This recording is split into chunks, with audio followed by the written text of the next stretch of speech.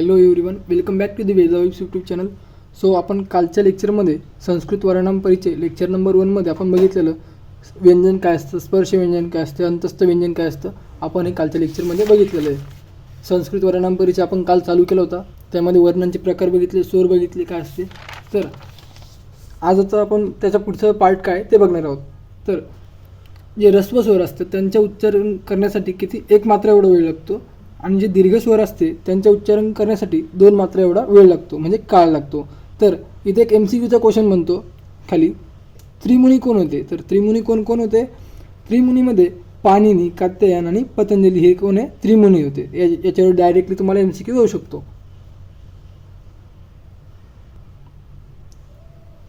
यानंतर उच्चारण स्थान आणि इंटरेस्टिंग पार्ट आहे यावरून MCQ येतात. तर उच्चारण, आता उच्चारण म्हणजे काय, आता फॉर एक्झाम्पल कंठ म्हणजेच काय, गळा. तर गळ्यापासून उच्चारण करणारे कोणते कोणते वर्ण आहे आपण हे बघू. आता उच्चारण काय, कंठ आहे, कंठ म्हणजेच गळा. तर याचं सूत्र काय आहे, अकुह विसर्जयांना कंठ. तर याचे वर्ण कोणते कोणते आहे, अ, क, ख, ग, घ, ड आणि ह. तर या सूत्रामध्ये जर एकदा सूत्र पाठ झालं की आपल्याला डायरेक्ट हे वर्ण सांगता येतात.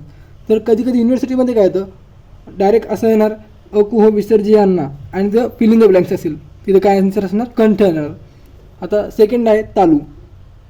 तर तालूमध्ये काय उच्चारण स्थान काय येते, तालू. तर तालूचं सूत्र काय आहे, इच्युएशांना तालू. काय, इच्युएशांना तालू. तर या तालूचे वर्ण काय येतात, इ, च, छ, ज, झ, य, श. आता थर्ड काय, मुर्दा. उच्चारण काय, मुर्दा. मुर्दामध्ये काय सूत्र आहे, ऋटुरशांना मुर्दा. तर डायरेक्टली तुम्हाला यामध्ये काय आहे, फिल इन द ब्लँक्स येईल. ऋटुरशांना काय असतं, तर मुर्दा असतं. तर इथे काय येतं, र आणि ट वर्ग येतात. तर यामध्ये वर्ण कोणते कोणते येतात, र, ह, ठ, ड, ढ, न, र, श. फोर्थ आहे दंत. दंतमध्ये काय डायरेक्टली तुम्हाला सेम सूत्र विचारू शकतात, लुतुलसांना दंता. लु, तू, त वर्ग आणि ल वर्ग, त, थ, द, ध, न, ल. हे पूर्ण डायरेक्टली तुम्हाला विचारणार. कसं, फॉर एक्झाम्पल जर वर्ण दिले, यामधील समजा कंठ दिला, तालू दिला, मुर्दा दिला, दंत दिला, आणि त्यामध्ये तुम्हाला विचारलं अ, इ, र, लू, यापैकी कंठ कोणता वर्ण आहे, म्हणजे डायरेक्ट तुम्हाला विचारणार अ, इ, रू आणि लू पैकी कंठ कोणता आहे उच्चारण. तर डायरेक्टली ते आन्सर काय येणार, अ येणार. नेक्स्ट उच्चारण काय आहे, ओष्ठ. तर ओष्ठमध्ये काय येणार, ओष्ठ म्हणजे काय, ओठ. ओठमध्ये सूत्र काय, उपध्मानीयांना ओष्ठो. उपध्मानीयांना ओष्ठो. तर याचे वर्ण काय आहे, उ, उ, प, फ, ब, भ, म. सिक्स्थ आहे नासिका. तर नासिकामध्ये काय, नासिका म्हणजे नाक. याचं सूत्र आहे त्रमंडवांना नासिका च. तर याचे वर्ण काय येणार, त्र, मन, ड, न आणि न. नेक्स्ट काय दिलेलं आहे, कंठ व तालू म्हणजेच काय, हे उच्चारण आहे कंठ आणि तालू मिळून. तर यामध्ये सूत्र काय, ए देतो कंठ तालू, आणि याचे वर्ण काय आहे, ए आणि ए. नेक्स्ट आहे उच्चारण कंठ व ओष्ठ म्हणजे काय, कंठ आणि ओष्ठ मिळून. तर याचं सूत्र काय आहे, ओ दोतो कंठ ओष्ठम, आणि यामध्ये 2च वर्ण आहे, काय, ओ आणि औ. यामध्ये तुम्हाला क्वेश्चन कसं येणार युनिव्हर्सिटीमध्ये, ओ हा वर्ण, ओ ह्या वर्णाचं उच्चारण काय आहे. तर ओ ह्या वर्णाचं उच्चारण काय आहे, कंठ आणि ओष्ठ. तर उच्चारण आहे 9th दंत ओष्टम म्हणजे काय, दात आणि ओठ मिळून. तर याचं सूत्र काय आहे, वकारस्य दंत ओष्टम, आणि याचं वर्ण कोणतं आहे, व. तर आता नेक्स्ट काय आहे, माहेश्वर सूत्र. तर माहेश्वर सूत्रामध्ये बघूया आपण. तर टोटल माहेश्वर सूत्र किती आहे, 14 आहे. तर ते 14 कोणते कोणते आहे आपण हे बघूया. तर फर्स्ट आहे अ, इ, उ, न, ऋल, रिक, ए, औड, ए, औच, हेवरट, ल, न, त्रमंडनम, झभत्र, घडदश, जब, गडदश, खफ, चट, थ, चट, तप, कपय, शशसर, हल. हे काय 14 माहेश्वर सूत्र आहे. तर या 14 माहेश्वर सूत्रांना आणखी काही नावं दिलेली आहे, ते नावं आपण बघूया.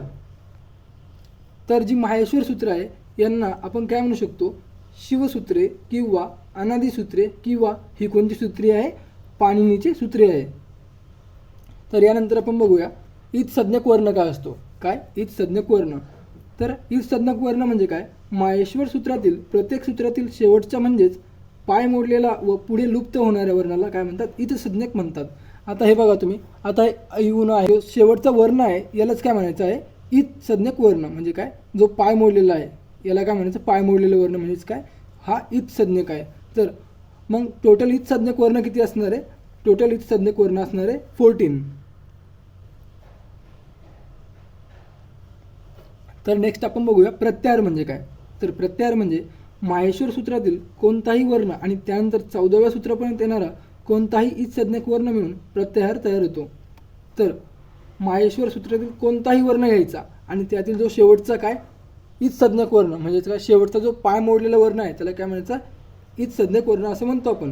तर तो आणि माहेश्वर सूत्रातील कोणताही एखादा वर्ण मिळून काय तयार होतो, प्रत्याहार तयार होतो.